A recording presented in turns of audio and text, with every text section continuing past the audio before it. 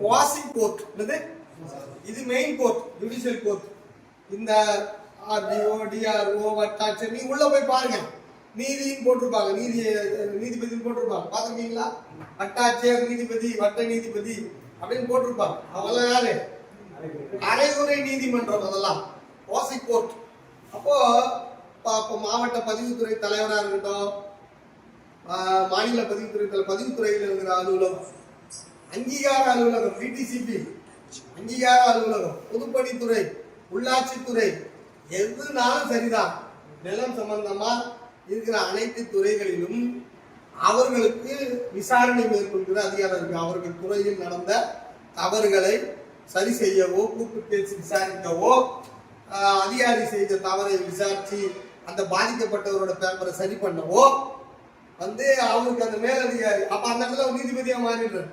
அப்ப அவர் எப்படி இதை கடைபிடிக்க வேண்டும் என்றால் சிவில் ப்ரொசீஜர் கோடு படி அதை கடைபிடிக்க வேண்டும். இதுக்கு பேர் என்னது? Civil procedure code. ரைட்டா? இந்த சிவில் ப்ரொசீஜர் கோடு நான் இப்ப சொன்னதுதான். சிவில் ப்ரொசீஜர் கோட்ல தப்பு செஞ்சவன் எழுதி கொடுத்த மனுவையும் தப்பே செய்யாதவன் எழுதி கொடுத்த மனுவையும் அவர் டேபிளுக்கு வந்தா எந்த ப்ரீ ஜட்ஜ்மெண்ட்டும் பண்ணாம ரெண்டுமே ஃபேக்டா தான் பார்க்கணும். ரெண்டுமே என்ன பார்க்கணும்? பொது புத்தியில பார்க்க கூடாது. பொது புத்தினா என்ன தெரியுமா? பொது புத்தினா நீங்க போ ஹைகோர்ட் போங்க சார், இவன் ஆர்எஸ்எஸ் காரன் சார், ஜட்ஜ் உட்காந்துருங்க, அவங்க என்ன பேப்பர் போனா வராது சார் அப்படின்னா, சார் இவன் கம்யூனிஸ்ட் கட்சிக்காரன் சார், பேப்பர் போனா வராது சார். இதெல்லாம் பொது புத்தி. ஆக்சுவலா பொது புத்தியில பார்க்க கூடாது. பார்க்க கூடாது, பொது புத்தியில பார்க்க கூடாது. அவங்க சிவில் ப்ரொசீஜர் கோடு படி பொதுவா எல்லாத்தையும் ஃபேக்டா தான் கருதணும். நீங்க கொடுத்த ஃபேக்ட் அவன் நம்பல, நிரூபிக்கலன்னா சொல்லணுமே தவிர பொய்ன்னு சொல்ல மாட்டேன். நிரூபிக்கவில்லை, பேப்பர் கொடுக்கலன்னா நிரூபிக்கலன்னு சொல்லணும். இப்போ ஒரு பேப்பரை போர்ஜரியா கொடுத்துட்டீங்க சார், ஒரு பேப்பரை போர்ஜரியா கொடுத்துட்டீங்க, கண்டுபிடிச்சிட்டாரு, ரைட்டா? அப்ப அது பொய்ப்பிக்கப்பட்டதுன்னு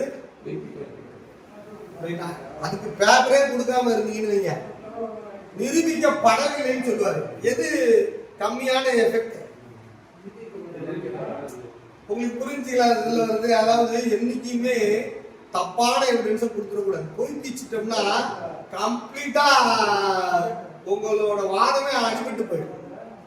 ஆனா எதுவுமே கொடுக்காம கூட விட்டா கூட இல்ல, அவர் சொன்னதை அவரால் நிரூபிக்க முடியல அப்படின்னு சொல்லி அதனால் நான் தள்ளுபடி பண்றேன் அப்படின்னு சொல்லுவாரு. நாம இன்னொரு காலத்துல என்னால நிரூபிக்கிறதுக்கு இப்ப பேப்பர் கிடைச்சிருச்சு அப்படின்னு என்ட்ரி பண்றதுக்கு வழி இருக்கு. நிறைய ஆர்வ கோளாறுகள் பொய்ப்பிக்கப்படுவதற்கான வேலையை பார்க்கலாம். ரைட்டுங்களா? அப்ப நம்ம முதல்ல புரிந்து கொள்ள வேண்டியது, நாம் அரசு நம்முடைய பிரச்சனைகளை, நில சிக்கல்களை எழுத்தாதான் கேட்குது, மனுவாதான் கேட்குது.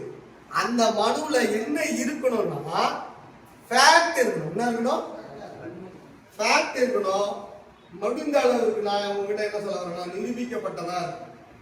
இப்போ ஒரு இந்து சமய அறநிலையத்துறை அதிகாரி நாளை காலை உன்னுடைய நான் 3 நோட்டீஸ் கொடுத்துட்டேன், நீ உன்னுடைய ஆவணங்களையும் எடுத்துக்கொண்டு வரவில்லை, எனவே நான் அனந்து நாளைக்கு நான் இடிக்க போறேன் அப்படின்னு ஒரு நோட்டீஸை கொடுத்துட்டார். இப்ப இந்த நிலையில அவர் என்கிட்ட வர்றார். இவரு கிட்ட பேப்பர் இல்லை, நிரூபிக்கக்கூடிய அளவுக்கு இல்லை, அது கோயில் இடமாதான் பேசுது பேப்பர், ரைட்டா சொல்றேன். இப்போ நான் ஒரு மனு எழுதுறேன். அந்த மனு எதுக்கு எழுதுறேன்னா, இது கோயில் நிலம் அல்ல, இது கோயில் தான், ஆனா அறநிலையத்துறைக்கு உள்ள வராது, இது எக்ஸம்ப்டட் டெம்பிள், விலக்கப்பட்ட 1927 சட்டப்படி விலக்கப்பட்ட கோயில்னு நான் ஒரு லைன் எழுதுறேன். இப்ப அந்த அதிகாரி இவன் பொய் சொல்றான், இவ்வளவு நாள் வரவேற்பு சொல்றான்னு சொல்லக்கூடாது. ஏன்னா நான் எழுதிருக்கிறது ஒரு ஃபேக்ட். இப்ப என்ன சொல்லுவாருன்னா, அவரு இடிக்கிறத நிறுத்திட்டு இதை நிரூபின்னு சொல்லுவாரு. என்ன சொல்லுவாரு? இதை நிரூபிக்க எனக்கு அவகாசம் கொடுங்க, ஆப்தியை போட்டுருங்க. இப்ப நான் பொய்யாதான் எழுதிட்டேன் சார், ஆனா என்ன செஞ்சிருக்கேன், அந்த தலைக்கு டக்குன்னு வருது இல்ல, அதை நான் காப்பாத்துறேன் நம்ம கட்சிக்காரங்க. உங்களுக்கு புரியுதுங்களா? இத அப்ப நீங்க